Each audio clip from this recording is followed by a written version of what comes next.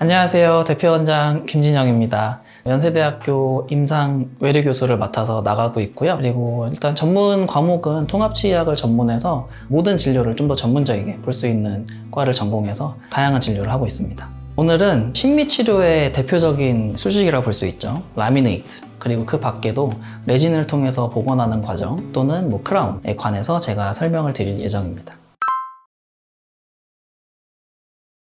일단 라미네이트라는 치료의 개념은 어디서부터 출발을 하냐면 제일 중요한 건 치아 삭제량이에요. 앞니를 조금 더 예쁘게 복원하는 과정에서 옛날에는 크라운밖에 대안이 없었어요. 근데 크라운은 삭제량이 어쨌든 360도로 치아를 삭제를 하고 위에다가 어떤 자켓을 입히는 형식으로 모자를 씌우는 거죠. 그래서 크라운이에요. 근데 그러다 보니까 삭제량이 너무 많아서 신경치료를 들어가기도 하고 또는 이제 시려하기도 하고 그래서 이거를 사실은 크라운을 가끔 앞에 보이는 것 때문에 하는 건데 이 안쪽까지 삭제를 꼭 해야 되나? 이런 고민에서 출발을 한 건데 라미네이트를 그래서 이제 앞면만 최소 삭제 또는 가능만 하다면 삭제를 안 하고도 어떤 도제 같은 거를 붙여서 신미를 회복해 줄 수는 없을까? 에서 출발한 진료가 되고요. 제일 중요한 거는 삭제량인 것 같아요. 라미네이트의 큰 특징. 삭제량을 최소로 가져가면서도 신미를 복원하는 그런 치료가 될 것 같습니다.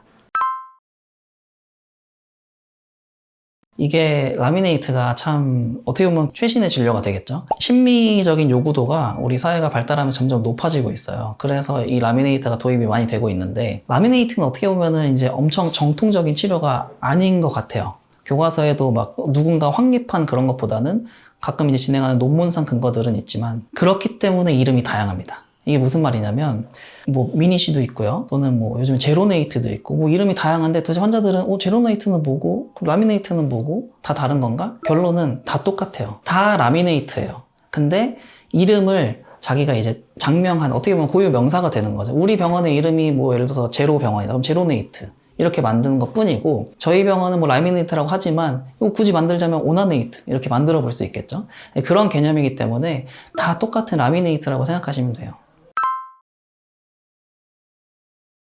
라미네이트 같은 경우는 진단이 굉장히 중요해요. 우리 병원은 삭제 전혀 안 하고 무삭제로 진행하겠습니다 라고 하는데 실제로 그게 가능한 케이스가 많진 않거든요. 어떨 때 그러냐면 치아가 굉장히 고른 상태에서 하면은 어떻게 보면 그 위에다가 붙이는 거기 때문에 그 상태에서 위에다 바로 붙이면 치아가 두꺼워지잖아요. 두꺼워져도 되는가를 먼저 평가를 해야 되고요. 또는 치아 자체가 이제 고르지 못한 경우, 치열이 그런 경우에는 라미네이트를 통해서 고르게 만들어주는 게 필요한 치료일 수도 있거든요. 그럴 때는 삭제가 없이 들어가는 건 불가능하다고 봐야죠. 근데 이 치아가 어디가 툭 꺼져 있는 거를 무삭제로 하겠다. 그거는 아주 좋은 대안이 돼요. 왜냐면 두께를 보상하는 거기 때문에 굳이 삭제를 할 필요가 없어요.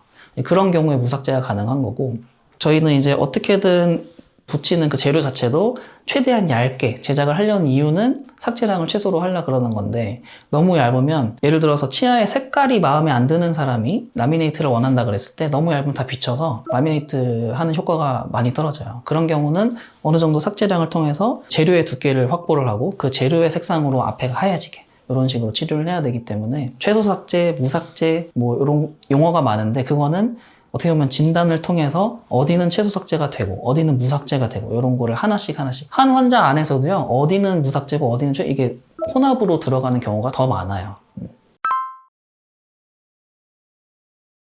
치과 재료가 굉장히 다양한데 강도만 따지자면 사실은 지르코니아라는 재료가 제일 강도가 좋아요. 강도가 좋지만 신미성이 떨어집니다. 근데 우리가 라미네이트는 신미를 위해서 하는 치료이기 때문에 기본적으로 도제가 들어가고요. 도제는 이제 처리 방식에 따라서 다양한 재료가 있는데 그거는 이제 진단을 통해서 어떤 재료가 어디에 필요한지 적재적소에 저희는 주문을 해서 사용을 하고 있습니다.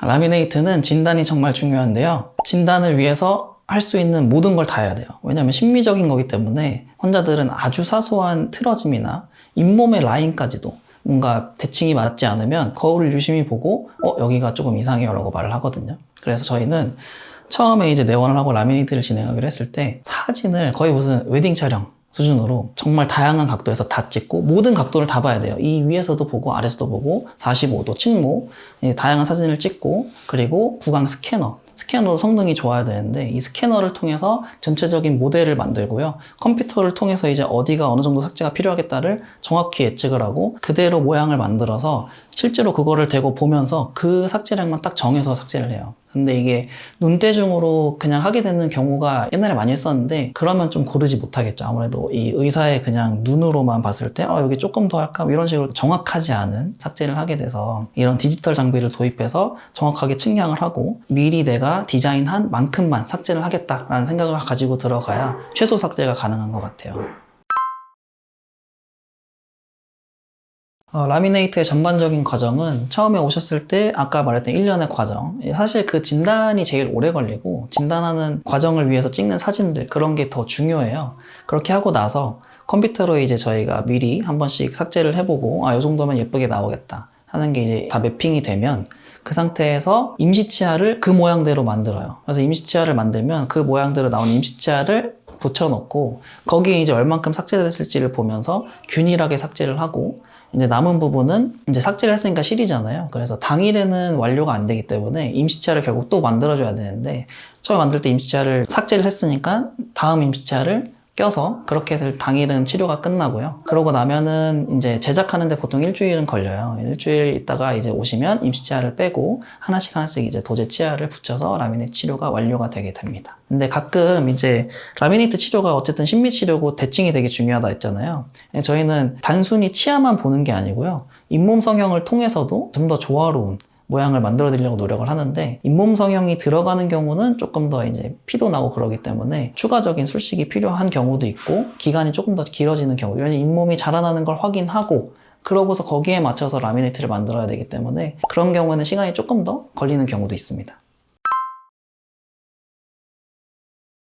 라미네이트는 제가 본 것만 해도 10년을 넘게 쓰신 분들도 계시고요. 어떤 분들은 정말 3년만 해도 깨져서 오기도 하는데 보통 병원은 얘기하죠. 관리를 못해서 그렇다. 뭐 그렇게 얘기하는데 제가 볼 때는 제가 계속 진단 얘기하는데 진단이 중요해요. 진단을 어떻게 하고 어떤 식으로 라미네이트를 설정할지를 미리 분석을 하고 정말 정밀하게 했을 때 이 라미네이트가 딱 식사를 할 때 걸리지 않게 만들어줘야 정말 오래 쓸 수 있고요. 두 번째는 접착하는 과정에서 정말 심혈을 기울여야 돼요.